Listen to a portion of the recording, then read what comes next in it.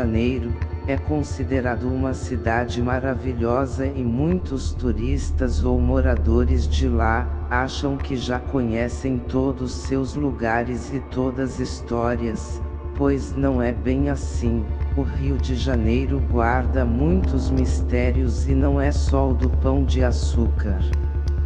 Temos várias histórias de fantasmas nessa cidade e, em clima de Halloween, cabe muito bem conhecer.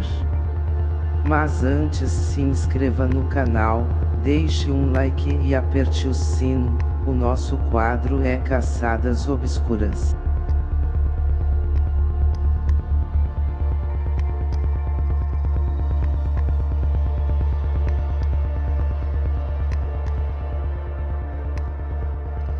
Entre no canal, se inscreva e aperte o sino para ser notificado com o YouTube. Nosso quadro é Caçadas Obscuras.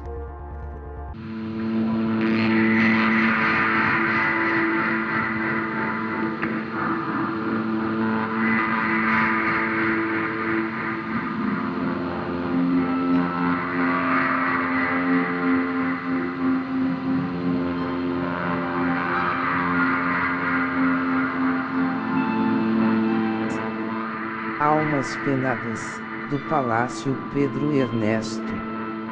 Em 1994 o JB fez uma matéria sobre fantasmas, no Rio, que comenta sobre prédios cariocas mal assombrados.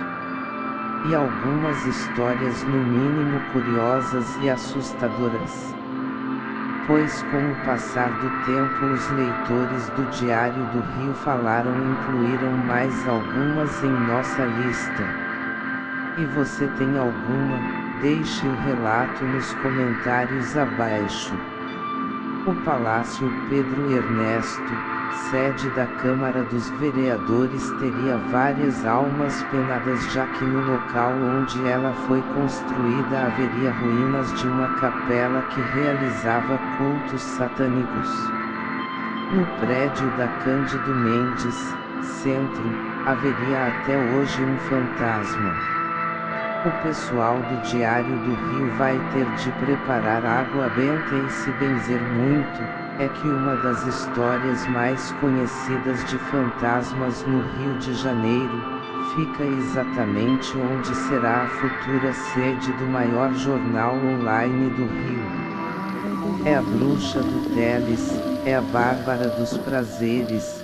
Ficou conhecida assim por causa da imagem de Nossa Senhora dos Prazeres que ficava no arco. Foi uma mulher que, ao chegar de Portugal com o marido, se envolveu amorosamente com um mulato. Para viver a paixão, ela matou o esposo europeu.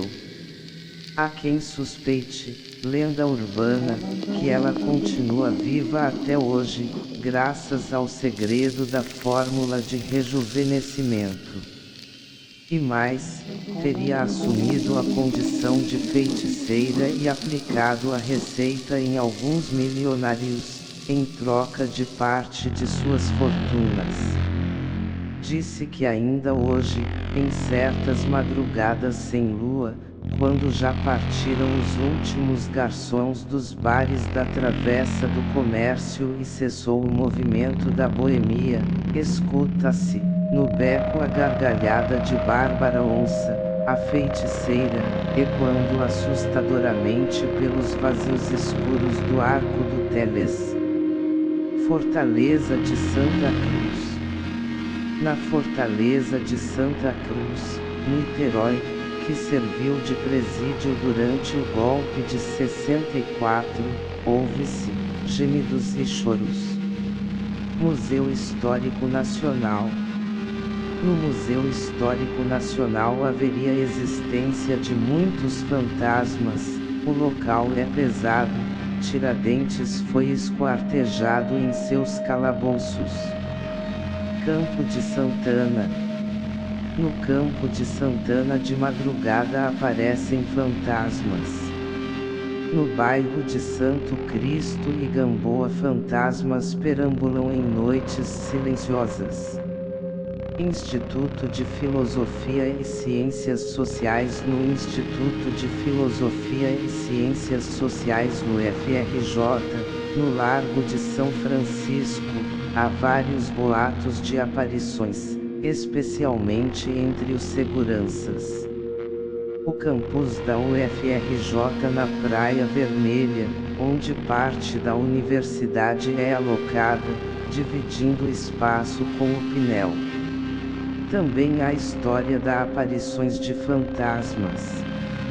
Na Caixa de Socorros Dom Pedro V Centro, várias pessoas, inclusive de dia, ouvem vozes lá. No Instituto Estadual de Dermatologia Sanitária, no Tanque Barra Jacarepaguá, a colônia dos tuberculosos, há fantasmas de antigos pacientes.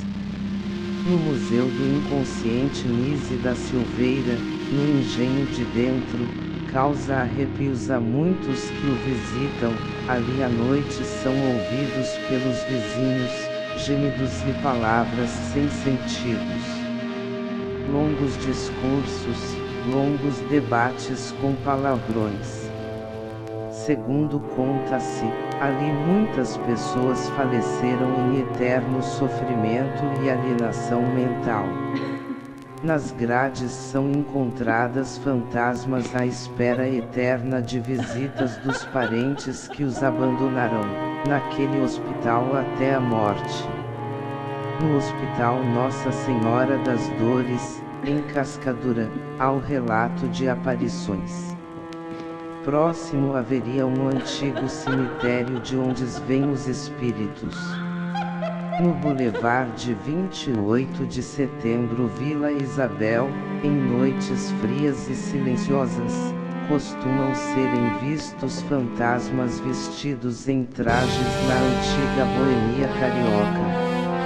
Na casa de Duque de Caxias, em Caxias, costuma aparecer a imagem de Duque de Caxias perambulando pelos corredores. No retorno dos trens para a Central do Brasil nas altas madrugadas. O fluxo de passageiros no desembarque das estações não corresponde aos embarques. Tem até o caso de um trem que saiu de Santa Cruz completamente vazio, não parando em estação nenhuma. Ao chegar na Central do Brasil, as portas foram acionadas inexplicavelmente e desembarcaram fantasmas devidamente vestidos a caráter da década de 20 e 30. Na ilha de Paquetá, escravos eram submetidos a uma triagem, antes de vir para o litoral. Sendo assim, alguns deles ainda perambulam à noite pela ilha na esperança de reencontrar parentes que ficaram na África ou que foram enviados para outro local. É uma penosa e eterna frustração de uma espera. Na Torre Almirante, construído nos escombros do edifício Andorinha, destruído em um incêndio em 1986 com 21 mortos, durante a noite são vistas e ouvidas assombrações, vítimas do incêndio. Na Pedra da Gávea tem quem veja durante a noite luzes sobrevoando a cabeça do imperador, além de vultos luminosos no platô, seria um dos guardiões da pedra. Há histórias de um Opala preto que persegue carros na noite do Rio. Ele pertence a um certo Ubiratã Carlos de Jesus Chaves, conhecido bandido. Na década de 1970, usava um antigo Opala em suas fugas. Certa vez, no entanto, ele entrou em um túnel, bateu o carro, mas não sobreviveu. No Castelinho do Flamengo, há história de moradores que não conseguiram ficar no local devido alegando ver ou ouvir coisas estranhas. Alguns deles até sentiam toques em seus corpos durante a noite. O espírito seria da menina Maria de Lourdes, que foi atormentada por um tutor após a morte dos pais lá no cais do Valongo, onde chegavam os escravos no Brasil vindos da África. Muitos deles morreram ali. Até hoje se ouve o barulho de grilhões e correntes ao se caminhar pela região à noite. No Teatro Municipal de Niterói, os seguranças relatam homens muito altos andando pelo palco de madrugada. Foi na igreja Nossa Senhora do Carmo, a antiga Sé, que a imperatriz Leopoldina se casou com Dom Pedro, em 1817. O casamento não foi um modelo de felicidade e, por isso mesmo ainda hoje, Leopoldina dá um jeito de circular pelo templo onde seu tormento foi sacralizado. O convento do Carmo é o local onde morou Dona Maria, a Louca.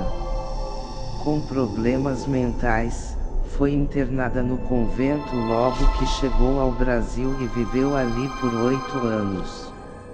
Ainda hoje, reza a lenda, há noites em que ela volta a circular pelo convento, sempre xingando em alto e bom som.